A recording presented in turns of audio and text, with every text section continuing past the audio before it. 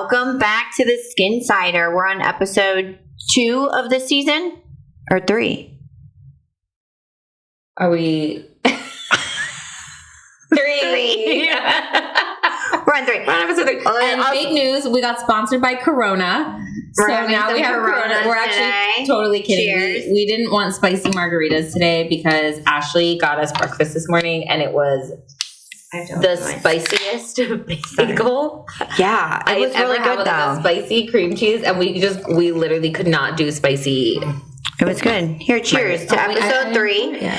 Episode 3, we're going to be talking about understanding your skin type. Yes. So we wanted to welcome you back to the Skinsider podcast, where we bring you the inside knowledge on skincare, beauty, and everything in between. Once again, I'm Ashley, and today we're diving into one of the most important topics in skincare, which is understanding your understanding your skin type. Yeah, because I think you can't, if you don't know your skin type, it's very hard to treat it, like with the proper products, with, proper procedures. I think it's something that you do have to know. And I know, like, a lot of times when I do consultations and I'll be talking to someone about something and they'll be asking me about a certain product and I'm like, well, are you oily or dry? Well, also, and our buzzword, you guys, is oily. And cheers to the word you just said. I just said it. Well, Yeah, but they'll be like, oh, I don't know. But it's the foundation of choosing your skincare routine, products, services, and what you are looking to achieve down the road. So, it's very important to understanding your skin type before even purchasing your products as well. Yeah, I agree. And I think if you're using the wrong products for your skin type, that's where, like for example, when someone will tell me like, oh, I use this one cleanser, and then when I'm done, my skin feels like so tight and dry. Not the cleanser for you. Correct. That's why. So it's just like absorbing it right in and just not working for you. Exactly. Or, your cleanser might not be enough. Like maybe your skin is still clogged and congested or whatever. So we are going to break this down for you.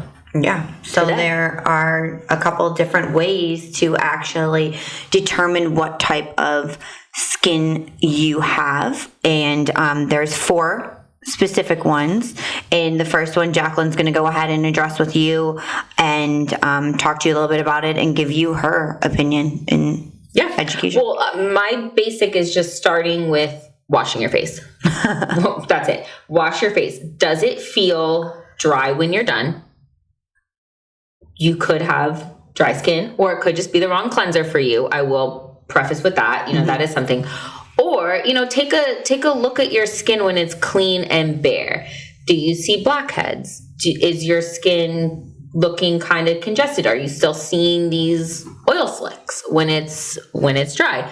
That's going to help you. So that's kind of like step number 1, in my opinion. Yeah, I agree. It definitely bare face test is the way to go. Also, I'm determining, so your first skin type is oily. Are you going to make me say it? Oh. That you have to discuss? Oh, yeah. So the second way of determining the skin type that you have is the blotting test, which I don't know if any of you have kind of like picked up those little blotting papers. They sell them at Sephora. They're very thin. It's almost like rice paper. Makes them too. Yeah, Clean & Clear makes them. So you can get them at like CVS, Target as well. And it's just like a film paper. Mm-hmm. And what you do is you actually just blot it onto the skin and in the areas of where you feel like you are a little more shiny. And you can really determine by blotting it in certain areas of the skin on your face of where your oils are actually coming from. So it could be a T-zone that you have going on. You could just be maybe just on your cheeks. You could just maybe be nose. You could be chin. You could just be forehead. So the blotting technique is another way to determine if you do have oily skin or dry skin. I will say when I use those papers, mine, it's like see-through in the end. We also have one of our estheticians that works for us. She loves the blotting papers. Yeah. She literally will go back a couple times throughout the day and be like, oh, I need to go blot my face. Yeah. And she's just back there blotting away. Yeah, we need that because, I mean, I have Mediterranean skin. It is like, but she really doesn't, and it's interesting that she does have oily skin. Yeah, because she is very fair too, and I don't know. But here's my favorite way to test: consult a professional. If you're not sure, come in, ask us. It's easy for us to do it, to just take a look at it, tell you, and then you go from there. And then we can also start customizing things for you from there. And and that goes, I mean, not just us, that's any place that you go to, wherever you live, you go see your skincare provider or your dermatologist. They look at it, they tell you, bam, done. Yeah. And it takes the guesswork out, especially because we are going to get into the different types of skin. But that's especially if you're combination skin. Combination skin can be very tricky to treat, as well as sensitive skin. But we'll get into those. But that's if you're one of those two, just go see someone. Save yourself the hassle. And then I see people, they invest so much money in the wrong products. Yeah. So much money in the wrong products. I don't know if people remember back in season 1, we did the vitamin C episode. Mm-hmm. And just throwing this out, for example, one of the products that we brought out was the SkinCeuticals vitamin C. They have 3 of them. A lot of people don't know that they have 3. And the product is similar, but it's based on your skin type. They have a dry skin one, an oily skin, and then I just set myself up for that so bad. And then an acneic skin, vitamin C. And because CE ferulic has been the cult favorite for so long, people just purchase it. And because, my friend uses it. Well, that's the one for dry skin. Right. And Floritin is the one for the other type of skin. Yes. But people don't always know that. And that's a really expensive product. It retails for like $184. For $184, make sure you're picking the right one. But that's where a professional would guide you. Correct. To making the right choice for your skin type. Yeah. Correct. Because when something's a cult favorite, right, we had an episode where like, everything's on TikTok nowadays and social media, and people see it and they think like, they jump on I it. have to have this product because Kim Kardashian is using it. Mm-hmm. How do you know Kim Kardashian has the same skin type as you? You don't. Well, we've seen a lot of her. You probably do know. And also, like, they're just out there to sell you things. They're not. They're influencers. Absolutely. Like, they're getting paid for this. They don't. Right. I guarantee you, they don't even use it. They only use it in the video when they do it the first time to show you what you need to buy. Very true. And what works for them. Oh, 100%. And honestly, a lot of their skin does not look good. These people that are trying to sell these products or trying to push whatever it is. Terrible. Yeah. And like have you ever seen the before and after, like when they take away filters on celebrities? It is insane to me. But also, when you think about it, I mean, they do live their lives in the public eye. Correct. We're in the private eye, right? So like I'm not caked in makeup every day. I don't wear foundation. Mm-hmm. Same. So I can't imagine what that would do to my skin. And the whole reason I don't use it and wear it is because I believe in the integrity of your skin. I agree. I mean, I was never, even growing up, like in high school and stuff, you know, a lot of girls will wear makeup and put makeup on. Oh, I did back then because I didn't know any better. I was not the foundation girl. I was not that girl that wore the makeup. And I literally just washed my face with soap, not even soap, hot, warm water and a washcloth. And I had the best skin in high school. Oh, no, I'm, you know me with my products. And I think I was like 16 years old when my mom took me to get my first facial. 16. Yeah. That's why it's good. I love when we go off on these like tangents. Yeah. We go places that no one wants to go. Yeah, nobody else wants to go, but we want to go. Only we want to go there. Okay, so once you have identified your skin type, that's when you can start properly treating it and caring for it the right way. So I have the O skin type. And I need not blood type, skin type. A lot of excess oils. Yes, I do. And so this is the one thing I would like to point out that I think a lot of people get wrong when it comes to this type of skin type. Okay. They strip their skin of too much oil. Uh-huh. You still need a moisturizer. You cannot dry out your skin. I get so tired of hearing like about people, oh, if I go in the sun and it dries out my skin, it'll clear out my skin. No, it will not. It will not. Because let me break it down for you. Yes. Oh, God, so stressful. Let me break it down for you in really simple terms that everyone will understand. You do not have to be in this industry to understand this. Let me just break it down for you. Your skin produces the amount of oil that it's going to produce. That's how however you are made, right? Like either it's not going to produce a lot or it's going to produce a lot. If your skin is used to producing a lot and you start to strip it, it's going to overproduce because it's trying to make up that lipid barrier again. You're going to break out. Yeah. The more you strip it of what it really needs, yeah, you are going to break out. Yeah. Yes. So there are ways that you can keep it from having excess oil. I do work because there are oil. Some oil is good to have. It's very good. It's good to have naturally. Aging skin type. Absolutely. Because it is a natural lipid barrier on your skin that you're not trying to break down into. Yeah. But it doesn't have to be a heavy moisturizer. I will say I do sleep in pretty heavy moisturizers, heavier than like maybe you would like. Do you wake up more oily?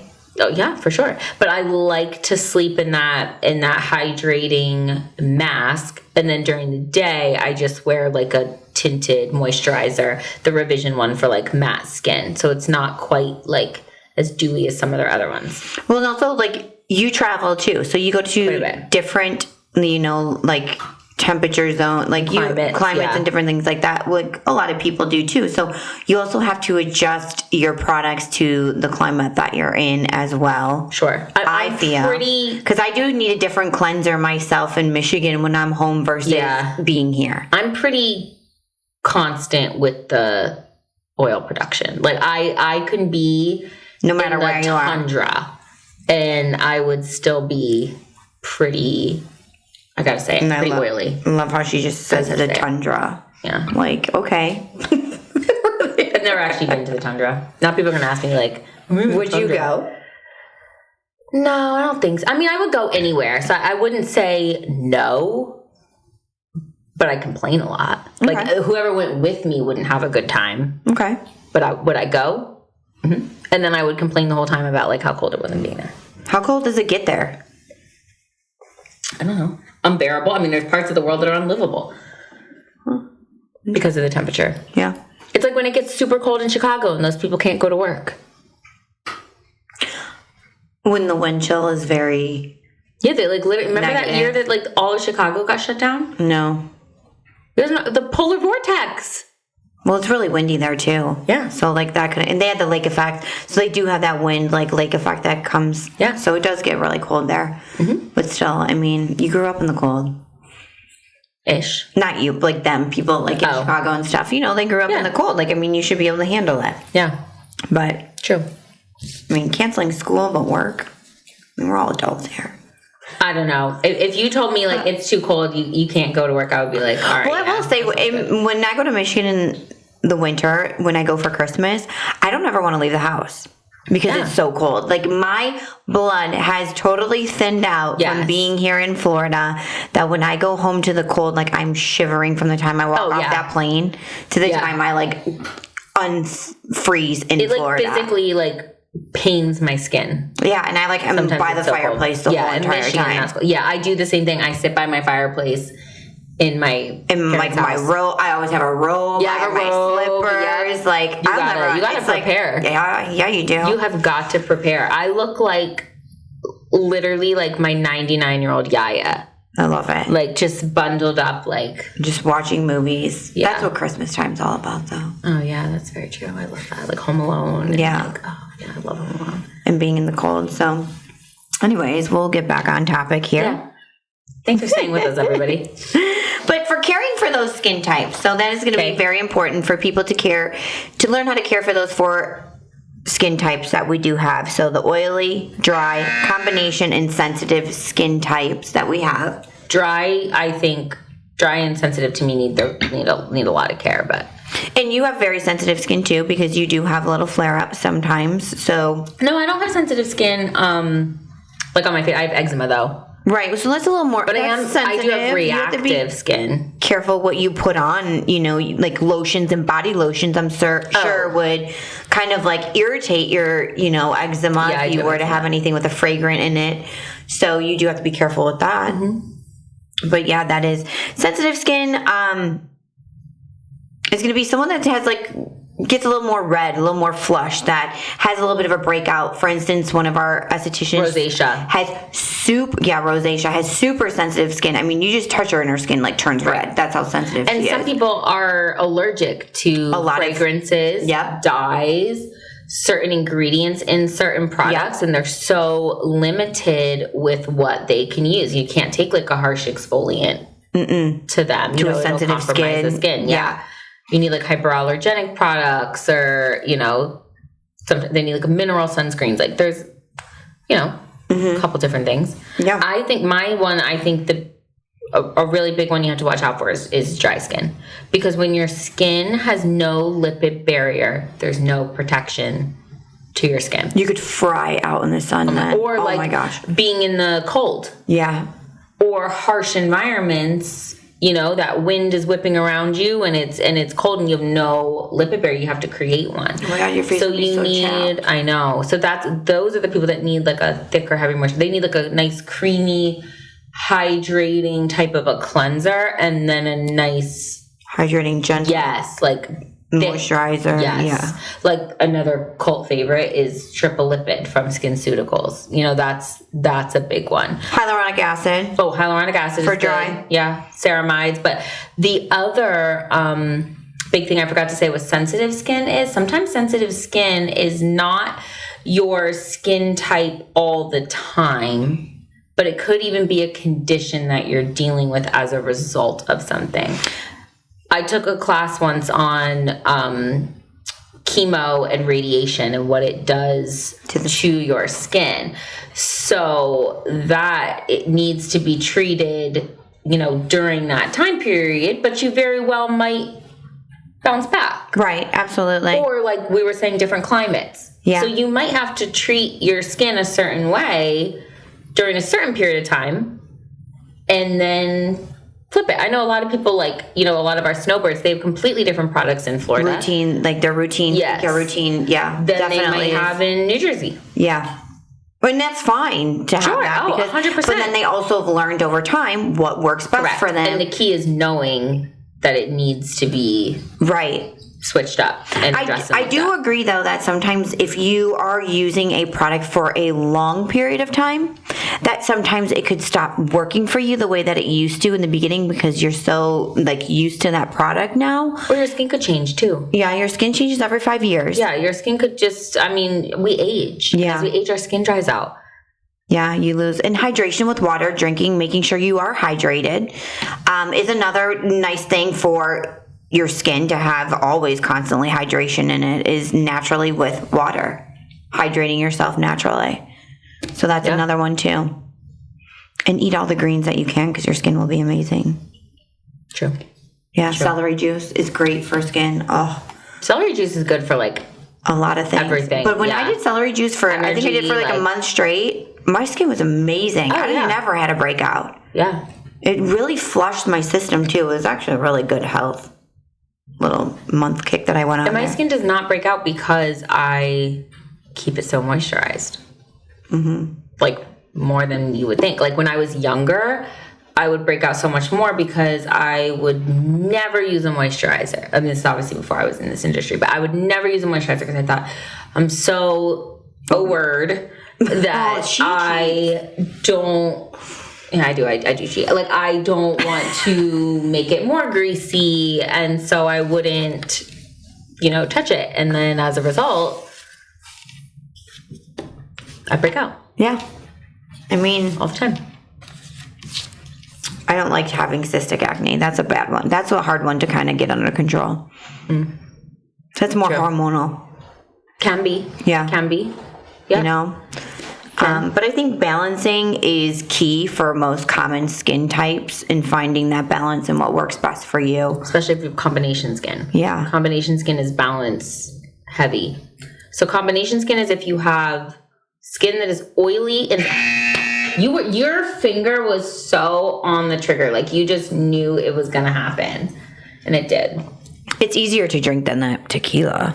It is. We never finish those. So if you are O-word in some places and dry in others. So like typically so if your T what is we see split. is yes. Typically we'll see it in the T zone where people will have drier cheeks and then they'll be oily in literally what looks like a T. If you're listening to this on Apple and you can't see, I'm pointing to like my forehead. Like if you just put a T and then down the center. Yes. Like literally if your face was split into a T, that's what it would be. You would have the kind of the excess O-word on your chin, your nose, forehead area, a little bit drier cheeks. Now it can be the opposite. I'm not saying it has to be that. Some people also have really dry under eye areas. My under eyes do actually tend to be pretty dry. So if you have combination skin, that's where balance is going to be really big. And it's not unheard of either to use some products in some places and not in others. Like you might not want to dry out your whole face and use like a complexion clearing pad on your cheeks when your cheeks are so dry. You might just want to use it in the area where you feel like you need it and then use something else someplace else. Now, I do have a question though. Okay. When people come for facials, and you get this sometimes, people don't understand this though, or if they come in for a service that we're kind of creating a little bit of trauma to your face, and your face purges and breaks out, and a lot of times people are like, well, the products you used on me made me break out. They're not understanding like the purging process. Mm-hmm. Oh, well, certain procedures are meant to pull things up and out of the skin. Correct. So you are going to go through a purging process. Also, but people will take that and be like, well, the products you used on me made me break out, so no, I don't want to buy those. Right. Which 90% of the time I'm like, I didn't use a product. Right. Because like a facial isn't really going to make you purge the way like a laser or something will. But also a lot of times too, and this is something we go over during the consultation, that, you know, certain procedures, you know, you are putting a lot of heat into a very centralized location. You're going to have a reaction from that, you know, or certain laser facials, like now a big one we're seeing like with the charcoal, with the laser facials, like it's designed to pull things out of the skin. Well, that's what you want, because you want to clean that dirt. You're not going to do it the day before you go on vacation. You're going to do it 10 days before you go on vacation. Right. So when you go on vacation, you have the best skin of your life and you don't need to wear makeup. Mm-hmm. But sure, we've just pulled everything up and out of your skin. But I do think that's something that needs to be gone over during your consultation. Like what to know, what to expect. So when it happens, when you see it, they know. You understand. You talked about it. This is okay. This is normal. Sure. Yeah. Like, for example, like if somebody comes in and they want one of those charcoal laser facials and they're like, oh, I'm leaving on vacation tomorrow. I'm so excited. It's what I want. It's my job to be like, are you sure this is what you want? This is why. You make the educated decision for you based on whether or not this is not only the service for you, but the time to receive that service. Correct. Yeah. It's like getting a photo facial the day before your wedding. Oh my gosh. Oh, you would never do it. Right, you would never do it. But you would advise the job client is not to just take your money and say, sounds good. You want to look out for your client and their best interest. Like my job is to educate you on it. I'm probably going to try and steer you away from it just because I know what it's going to look like, you know, within the next couple of days. But ultimately, it's your body. It's your decision. You make the choice. My job is to tell you all the possible side effects so we're all on the same page. Yeah. No, definitely. I agree. And I think that there might be some places out there that do not thoroughly go through a consult like that. And people don't know. And we can see it with sometimes when people come to our office and they're like, oh, well, the last place I went to, they didn't do this. Right. And it can be hard because, you know, a lot of times, like, you know, in this industry, there's a lot of commission-based facilities. There's a lot of, you know, people that have really strict sales goals. And how do you know that, you know, that person like didn't see a $400 price tag and jump and grab it? Yeah. That's the problem. That's what I think we need to fix a lot of in this industry, because then I think it puts the consumer first. Mm-hmm.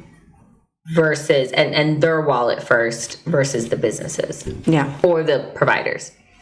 Yeah. And both. I agree. That's my theory. Do you have anything else to add in regards to these skin types? I don't, other than it's important to know it. And understanding the skin type that you have. Yes. Yes. With moving forward with products, makeup. Yes. Any future services that you want to have done. Yes. I've been working with someone. We found the right product for her. It happened to be, again, Skinceuticals. Wow, they're really getting it. They're really, the HA intensifier it was, but she's been coming to me for a while that, the issue is her makeup and then the product she's putting underneath of her makeup that it's not splitting and separating it. It's like oil and water. Because she has combination skin. Okay. So she finally found the product for her. She was drying out her skin and then her skin was kind of overproducing oil. So actually it was the HA intensifier that now layers. But also the key was finding the right makeup for her too. Yeah. So it took two parties, myself and Sephora, to figure out what was going to work for her. So I think knowing what you have, finding the right products for you, and then staying on a maintenance plan. Yeah. Between products and procedures, even if it's just a facial. And people need to understand too that it's okay to peel layers of skin off of your face if you were to come and get good chemical peels when peel season hits.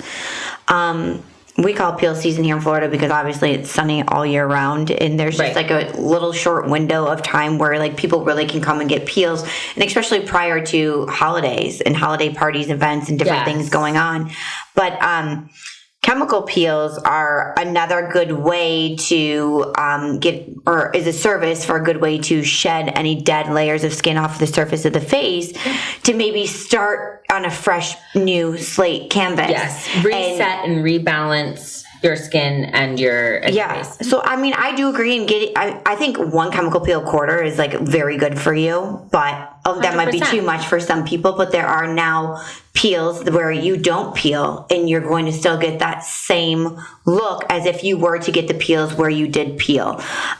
We do offer that at our office as well, and it's a nice lunchtime peel, so you can come in, get it, and leave and not even know that you had a peel done, and you're still going to get the same results as if you were to have the shedding of the layers of skin. Right. But back to where I was saying with the peels, I do like peels to start if you really want to go on a journey and you want to figure out what products are best for you and services. Start with a blank canvas and get that peel. Peel all the damage, any dead cells that surface, laying on the surface of the skin, any dead skin, like anything. Just start fresh and then go from there. I love peels though, so I do as well. That's one thing that I will say that I do as well. It's just hard to find the downtime sometimes, but carve it out. Try and give yourself that downtime. I don't care if I walk around with my face like shedding in layers and people look at me and look like, hey, I know my skin's going to look way better than yours. Like by the time I'm done with this peel and all of the shedding is gone. And it is. And like people will even say, wow, your skin really turned out amazing after that. But they were so terrified of the peeling process. Me, I don't care because I know my skin's going to look amazing by the time I'm done. So I'll do it. Do it. But my vote. Yeah. Do it. But if you do need any like little extra help figuring out your skin type or choosing the right products for you, we are here for you at Skin Deep. We welcome you. Book a consultation with anyone in our office or even ourselves. And, or send us a DM if you don't live here. Yeah. Or even if you have questions, let us know. And our team's always ready and waiting and to help you on your journey and make your skin look amazing. Yeah. Do you have a Reddit question? Reddit question. I sure do. It's going to be an easy one for you today. Oh, bless. And you probably get this from clients as well. It just asks, is it possible for skin type to totally change? Yes. Yes. Break down the reasons it could be, again, like we said, a climate-based thing. Correct. It could be that you go someplace on vacation and you have a very dry skin where you didn't before. Or you're swimming in like a saltwater pool when you're on vacation because that can dry you out even more, the salt water. And, you could be on a ski trip or age. Yeah. Menopause. Like we said, chemo, radiation. Yeah. You are medications can do it. You are going hormones. Yes, absolutely. Now there's a big increase in the hormone therapy and the pellets. You could wake up one morning with a completely different type than before. Yeah. So yes, it's actually very common to change, especially over the years as we age. It's why and like I said, your skin changes every 5 years. Right. And we talk about acneic skin all the time with teenagers. There's a reason for that. Because they are so young, they are producing, a lot of oil. Obviously, you want to continue to produce it. It slows down the aging process. Again, we keep talking about that lipid barrier. That's what it's giving you. But, we're designed to change. Yeah. Our collagen breaks down. Our stem cells, we're not producing the same amount as we once were. It starts at like age 30. It's going to change. I think it starts earlier than that, don't you? Pregnancy. Yeah. Some people during pregnancy are. I feel like birth control can totally change also. Hormones, yeah, that's hormones. But I think your skin. It can change constantly. You're treating it as it stands right now. You just have to pivot and adjust things as you need to. Like you were saying, like sometimes you can be using a product for 10 years and all of a sudden it's not working for you anymore. Mm-hmm. That could also very well be that what you had 10 years ago is not what you have today. Currently, yeah, exactly. Also, I was back on Reddit and looked at something over here on the side, and it says that a lot of people kind of self-diagnose themselves as oily. Because they're breaking out? Yes, because of acne. Yeah. Because of the acne. And so they say majority of people consider themselves oily. God, double up. At least the beer's good. It's like refreshing. It's a lot easier than the margarita. The tequila. That's what it is. Listen, I've hit an age where I'm like a 3-drink minimum. And if I consume more than that, like you can kiss the next day goodbye for me. Like I am non-functioning. So I'll stick to beer. Beer, yeah. I mean, it is easier. I mean, I know you get bloated. I was going to say, you could have hit us with the Corona Light. Oh, no, you got to go for do it. Please. No, you got to go for the full thing. Then it doesn't even taste like real beer. I'll have to go for a walk later. I know. I'll go for like the lightest beer possible. I'll go for like a Mick Ultra. It's literally like beer flavored Propel. Like at that point, it's like water. It's horrible. Yeah. She, by the way, asked me to pick up a bottle of wine from the gas station. I didn't know. I've been to, and it was a Sauvignon Blanc, and I had to get the most expensive one because I was like, "Are you drinking this or are you cooking with this?" Because I didn't know. Because I have been to the gas station before where they've had like. Yeah, Buc-ee's maybe, but not, or like a Buc-ee's. I've never been to a Buc-ee's, but I've heard so much about it. Oh, you literally started to say to me, you've never been to a Buc-ee's, and you're like, I've never been. No, but I've been before where they have like, and not like, I mean, I'm not saying they've got Camus, but they've got like a $35 bottle, a $40 bottle. Yeah, no, the highest you're getting at 7-Eleven is like $16.88. So specific. But I've also never been there. And a headache. It comes with a headache too. Yeah,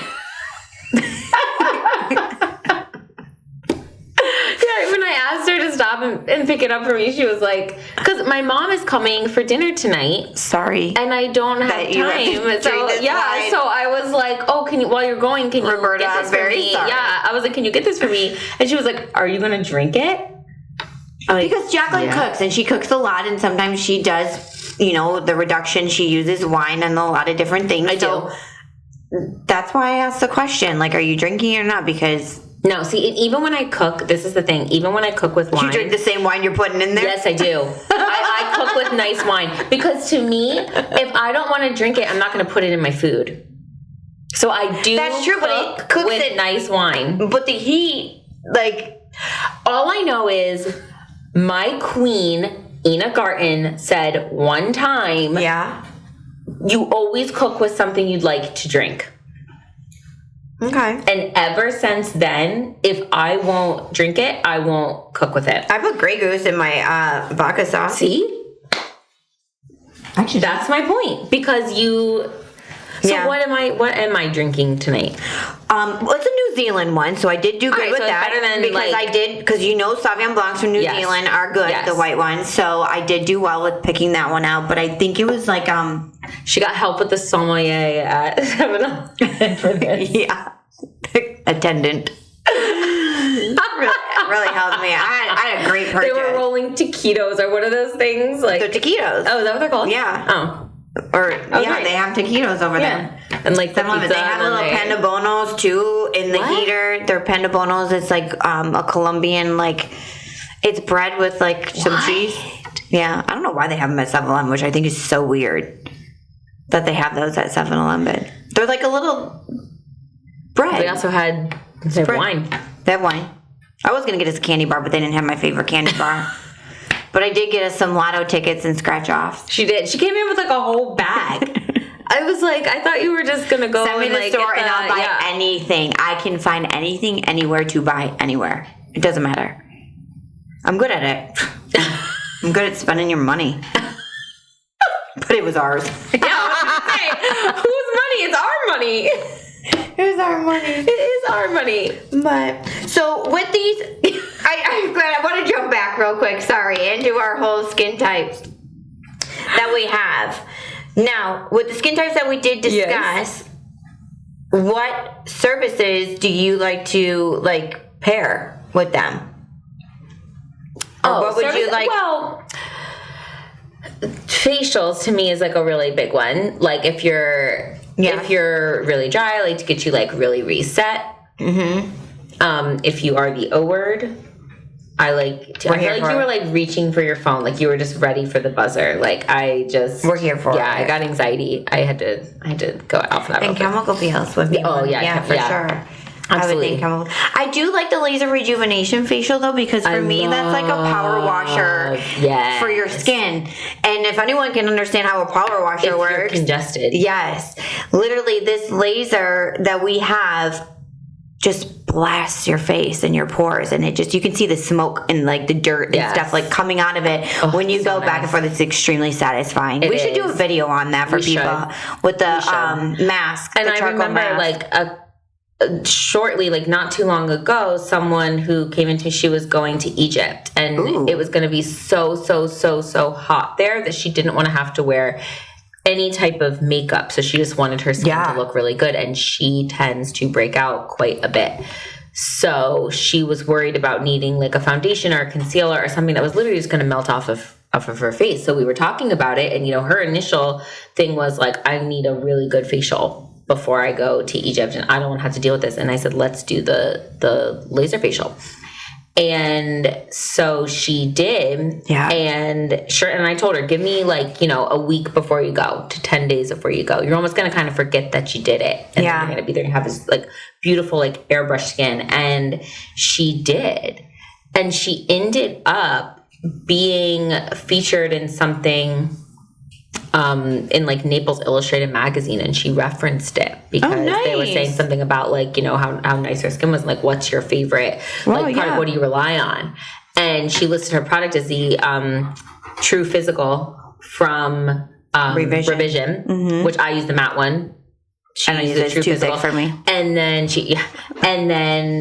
she talked about the laser facial, and that combination between the two was like really all she needed to. Nice. That's good. That's awesome. So I think if you're someone who, because she would get like the cystic acne breakouts and then nothing perfect. But now her skin was someone's who's completely changed when she got pregnant. Oh, so she kind of went backwards. No, she went like just dry. Oh. Completely dry. Couldn't broken out if she wanted to. Like there was not an ounce of oil anywhere to be found with, I think, both of her pregnancies. Wow. That's crazy that she dried up like that. But it can happen. Yeah. It can happen. But mine did not. Well, maybe on number 2 it will. I don't know. I don't know. When I was pregnant, I kept expecting it to. I will say the only thing that did happen was my eczema went away.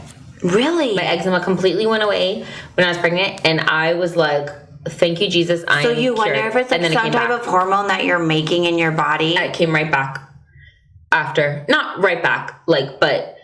Have you had your eczema your whole life? Oh, yes. Yes. Like born with that? Yes. And they would always tell my parents when I was young, oh, she'll grow out of it. Kids grow out of it. And I think my mom had it. She grew out of it. My brother had it. He grew out of it. He gets little traces like here and there, but I just never... Do you think it's something that your body's lacking? No, I think, well, it is autoimmune. Yeah. So it can be like stress induced. So like, it's my favorite thing. Like if someone's ever like, I know you like my always family say you're stressed me out, making my eczema flare. Like that is my favorite. Like I just use that, and it's like that's my trump card. But my now that your family's watching this, they're gonna call you BS on that one. They know. They're like I say it all the time. But when I moved to Florida, it got so much better. Back to us. No. We took a short break. We're back. Sorry, we had to use the bathroom. Yeah. No, we didn't. Just kidding. Oh. I'm like, wait, I didn't even get out. I was kidding. No, we're back. We are back. But we just kind of like to finish off and close out this episode 3 with all of you and tell you thank you for joining us and talking about the different skin, understanding your skin types.